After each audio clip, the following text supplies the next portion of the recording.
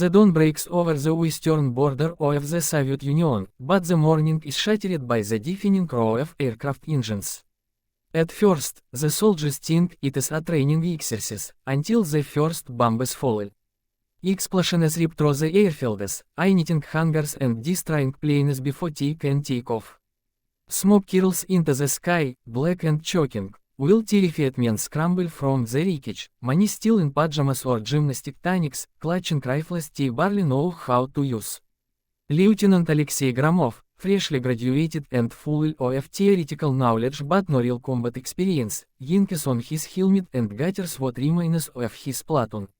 The ground shakes under the barrage, and artillery shells scream overhead, flattening the earth around them.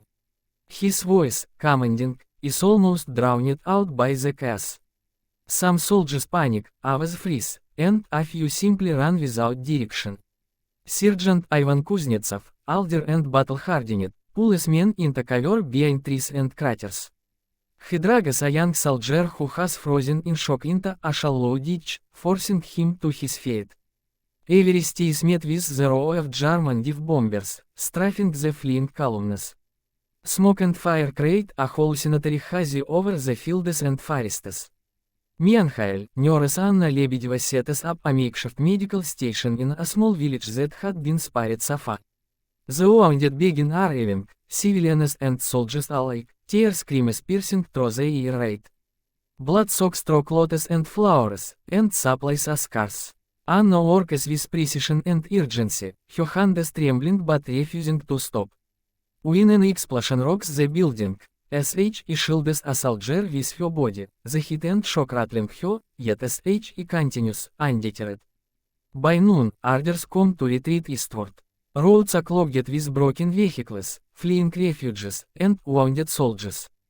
Gromov leads his platoon through a mass of chaos, knowing that every second counts. Kuznetsov covers the rear, engaging German scouting units with sporadic gunfire, buying time for the others.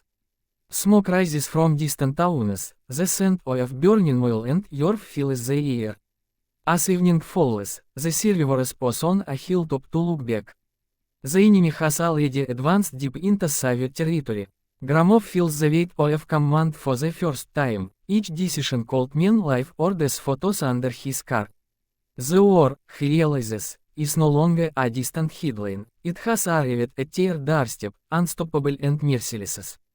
The retreat eastward stretches endlessly, the road a tangle of vehicles, carts, and soldiers moving under a constant sky of smoke and fire. Every meal brings new dangers, stray artillery shells tear through the columns, sending men and horses sprawling, and the scream of dive bombers overhead makes every step feel like a gamble. Dust, blood, and the acrid smell of burning vehicles fill the air, clinging to skin and clothes. Lieutenant Alexei Gromov struggles to keep his platoon together, shouting orders that are barely audible over the chaos. Soldiers stumble through mud and rubble, some too terrified to move, others carrying wounded comrades.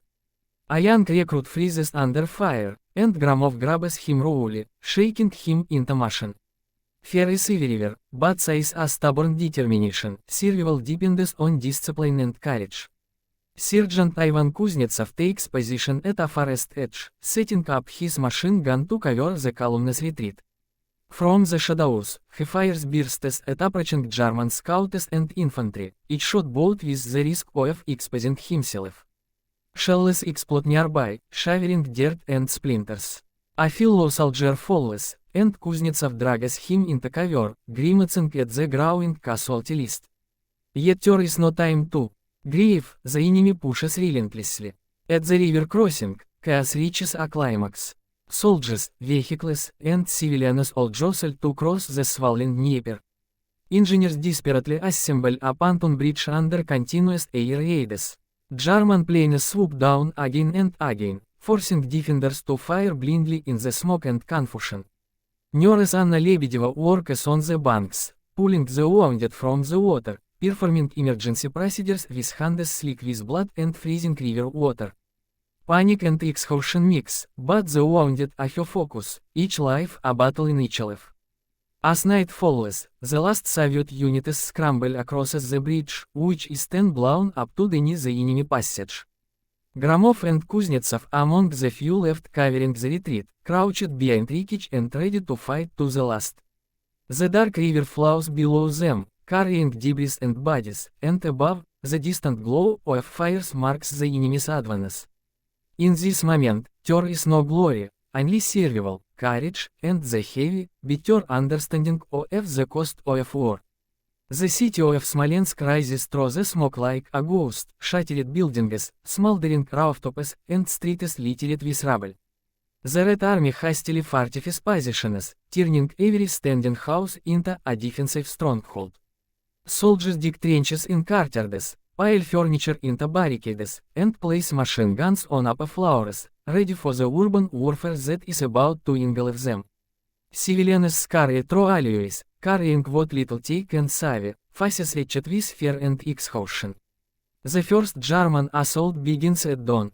Artillery shells slam into the city, tearing through walls and sending clouds of dust and debris into the streets. The roar of explosions drowns out every other sound. Sergeant Kuznetsov leads his squad through cellars and side streets, constantly changing positions to avoid enemy fire. They encounter packets of German soldiers, trading bursts of gunfire through shattered windows and doorways. Each kill and each loss weighs heavily on them, survival demands every ounce of focus. Nurse Anna Lebedeva has set up a field hospital in the remains of a school. Classrooms are turned to serve as makeshift operating tables. Oil lamps flicker over bandaged wounds, while the cries of the injured and dying echo of the broken walls. When Lieutenant Gromov is brought in, badly concussed from a nearby explosion, Anna's hands shake for the first time in weeks. SH patches him up quickly, refusing to let fear show, and pushes him back into the fray. There is no time for doubt, only action. The German advance presses toward the city center. Street by street, house by house, the Red Army fights desperately. Hand grenades explode in doorways, machine guns rattle from upper floors, and smoke curls through every alley. Kuznetsov sets fire to a stranded German tank with a Molotov cocktail, halting its advance and blowing precious minutes for retreating civilians and soldiers alike. Fires consume the city in an orange glow, reflecting in shattered windows like fleeting stars. As night falls, a grim order comes down. The Red Army must retreat eastward. Small groups slip through back streets and alleys, carrying the wounded and covering each other's movements. Soldiers glance back at the burning city. The smoke and flames are a harsh monument to the battle they have endured.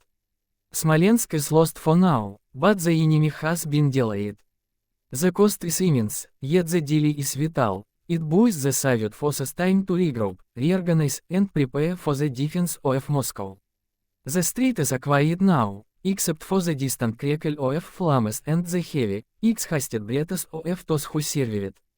In this silence, every soldier and nurse knows that heroism is measured not in glory, but in the lives that they saved and the ground they held, even for just a moment.